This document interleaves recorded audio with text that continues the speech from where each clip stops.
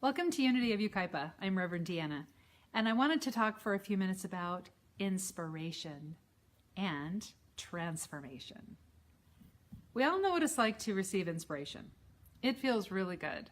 It is a divine idea that gets us really excited or fired up about that next thing we're going to do in our lives. And we can get inspired anywhere. I've gotten inspired in the shower, during meditation, after or taking workshops, going to seminars, attending book clubs, even going to a really good talk. I can walk out of there feeling so inspired that I already feel like I've had a transformation. It feels that good.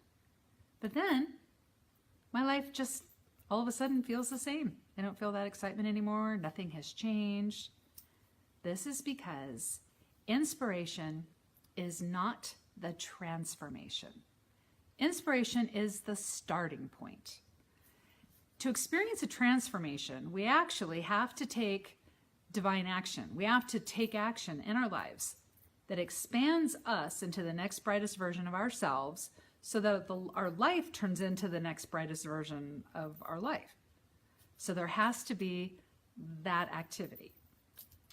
Inspiration is what inspires us to start taking divine activity. Now, it feels really, really good because it is like having a temporary transformation, because we want to be in that perspective of life or that consciousness to take new action that will create this new thing in our lives.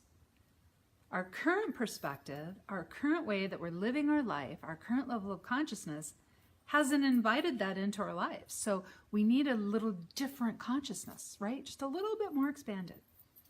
The inspiration does that for us.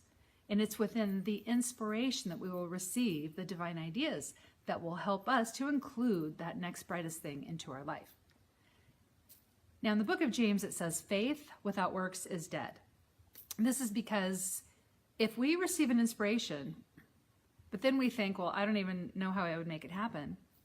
We don't have faith in the divine idea. We don't have faith in what works through us, for us, as us. So it's not going to happen.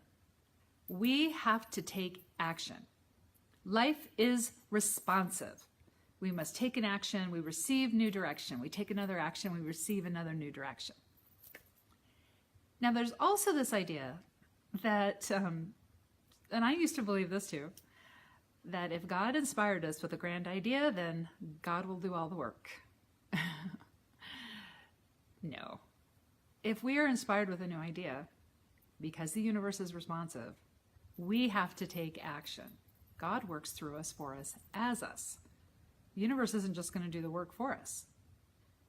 I mean, say that you wanted to make a beautiful dinner because you were going to a big family gathering. There had been a lot of tension in your family, and you just knew there was a good meal. It would just kind of help everybody settle in and be open to healing past wounds. Okay, say that you received this inspiration. You would not say, okay, well, you know what, God, you inspired me to make this huge meal. I hate cooking, so if you want me to serve this meal, you cook it. You wouldn't say that.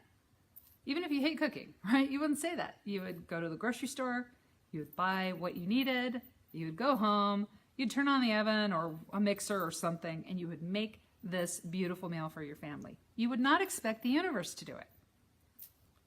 We take action. We're the ones who do it. So, you get inspired.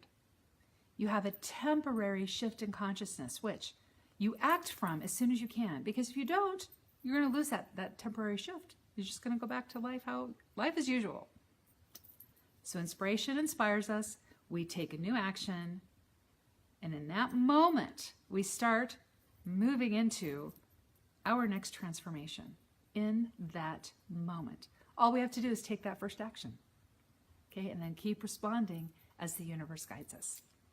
So until next time, remember, you are a divine idea made manifest, born to be a creator. As your creator creates in the whole, you create in your life. Take care.